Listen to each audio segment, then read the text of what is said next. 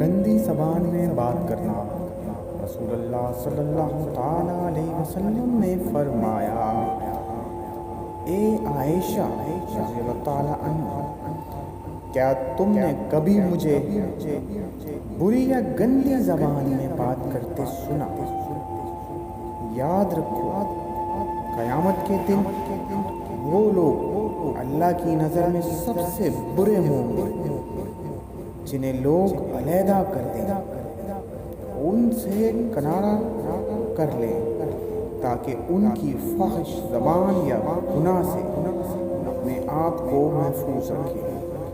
زبردست حدیث، آپ بھی اس پر عمل کریں اور کوشش کریں گالیاں مت دیں دوسروں سے۔ جب ہم عام زبان میں بات کر رہے ہوتے ہیں، گندی زبان میں بات کر رہے ہوتے ہیں، اپنی زبان احتیاط سے استعمال کریں۔